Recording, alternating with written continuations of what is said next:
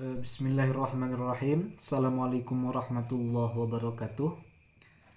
Perkenalkan, nama saya Zainal Arif. Saya berasal dari kelas 5D, jurusan Bahasa dan Sastra Arab. Di sini saya akan mencoba menerjemahkan apa yang ada di dalam video ini, yaitu video dari Abdul Karim Bakar. Untuk itu, mari kita simak dulu videonya.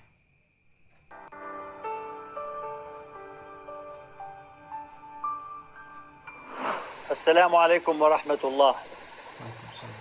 التوازن في حياتنا هو أصعب شيء وأهم شيء، وهو أكثر الأشياء التي نفتقدها في حياتنا اليومية.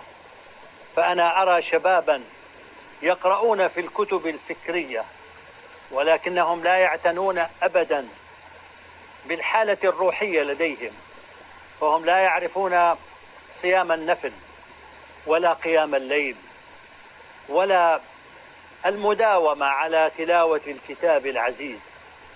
وأعرف شبابا يهتمون بأجسادهم فيذهبون يوميا إلى النادي، ولكن لا يهتمون بعقولهم. والكينونة الأساسية للإنسان ليست في جسمه، وإنما في عقله وفي عاطفته وفي روحه. أعرف شبابا يهتمون بأعمالهم، يهتمون بوظائفهم، يهتمون بجامعاتهم وبدراستهم. Baik, saya akan mencoba menerjemahkan pada kesempatan ini, yaitu beliau mengatakan keseimbangan di dalam hidup kita adalah sesuatu yang sangat penting bagi kita semua. Namun hal tersebut merupakan hal yang tersulit untuk kita lakukan. Bahkan seringkali hal tersebut di dalam menyeimbangkannya di dalam kehidupan kita itu sangat susah. Mengapa demikian? Syekh Abdul Karim Bakar mengatakan bahwa beliau melihat para pemuda yang mana mereka membaca beberapa buku tentang intelektual, akan tetapi mereka tidak pernah menjaga atau memperhatikan kondisi spiritual mereka. Kemudian beliau melanjutkan perkataannya, mereka tidak tahu akan yang namanya puasa, kemudian apa yang harus diqadha dalam berpuasa itu.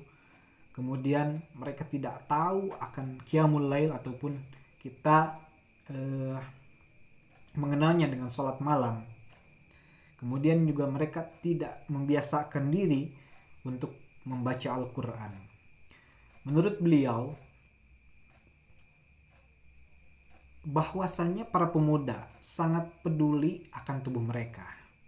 Mereka tahu bahwa mereka itu sangat peduli akan tubuh mereka. Jadi mereka setiap hari pergi ke klub untuk berolahraga, akan tetapi mereka tidak pernah peduli dengan pikiran ataupun akal mereka. Padahal eksistensi terdasar dari seorang manusia ialah terletak pada tubuhnya. Maksudnya tidak terletak pada tubuhnya, akan tetapi pada akalnya, perasaannya, emosinya.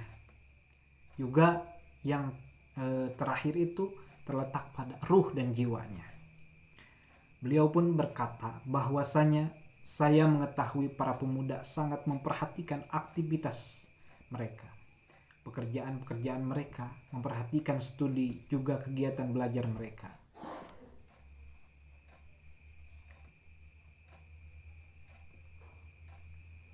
ولكنهم أهملوا عائلاتهم، فلا بر للوالدين ولا صلة للأرحام، وليس لديهم حياة اجتماعية وعلاقات اجتماعية.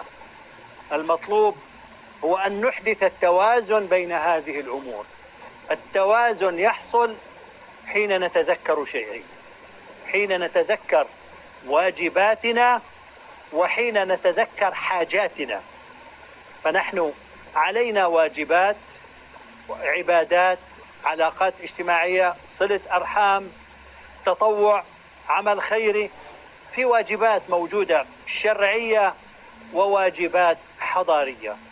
بنفس الوقت لدينا حاجات، نحن نحتاج إلى سكن مريح، نحتاج إلى طعام، إلى شراب، إلى شيء من الترفيه. الشباب يحتاج إلى أن يبني أسر، يحتاج إلى أن يربي أولاده تربية جيدة ويؤمن لهم مدارس جيدة. فعلينا أيضا أن نتذكر حاجاتنا. أنا أود أن يجعل الإنسان في بداية الأسبوع. Kata beliau, tapi mereka membawa keluarganya, tidak menghormati terhadap orang tua, kemudian tidak menghormati terhadap ikatan kekerabatan, kemudian mereka tidak memiliki kehidupan sosial, dan yang lebih parah, hubungan sosial pun mereka tidak punya. Yang diperlukan hanyalah keseimbangan antara hal-hal ini. Keseimbangan terjadi ketika kita mengingat sesuatu, ketika kita mengingat tugas dan tanggung jawab kita, contohnya kita sebagai mahasiswa, ketika kita mengingat kebutuhan kita apa, kita memiliki tugas dan tindakan ibadah, hubungan sosial, ikatan kekerabatan, kesukarelaan, pekerjaan amal, dalam tugas hukum dan keberadaban. Dari saat ini ataupun dari saat yang sama, kita memiliki kebutuhan. Kita membutuhkan tempat tinggal yang nyaman, makanan, kemudian berbelanja, liburan, dan lain sebagainya.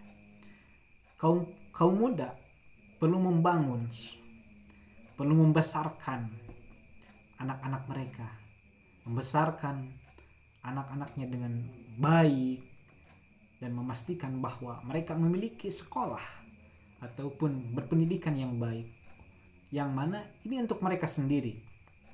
Kita juga harus ingat untuk mengingat kebutuhan kita, itu kan. Saya ingin orang-orang, kata beliau, menjadikannya di awal minggu gitu.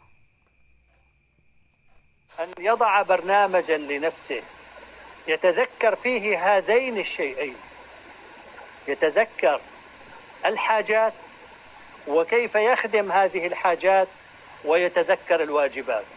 والنبي صلى الله عليه وسلم أقر سلمان الفارسي حين نصح أخاه الصحابي، حين نصحه وقال له: إن لربك عليك حقا، وإن لنفسك عليك حقا، وإن لأهلك عليك حقا، وإن لزورك أي لضيوفك عليك حقا، فأعطي كل ذي حق حقه. إذا أعطينا كل ذي حق حقه أعطينا أرواحنا وقلوبنا وعقولنا وأجسادنا وأسرنا ومجتمعاتنا حقوقها، نكون بذلك قد حققنا نصاب التوازن الذي هو كما ذكرت أهم شيء في الحياة وأصعب شيء فيها. والسلام عليكم. Beliau mengatakan untuk mengatur program untuk diri kita sendiri ataupun untuk dirinya, di mana dia mengingat dua hal. Yang mana dua hal itu? Yang pertama, beliau mengingat kebutuhan.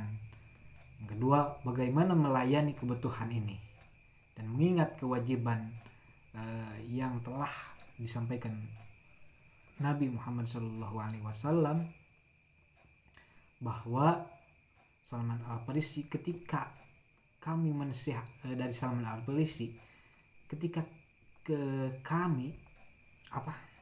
menasihati saudara ataupun temannya,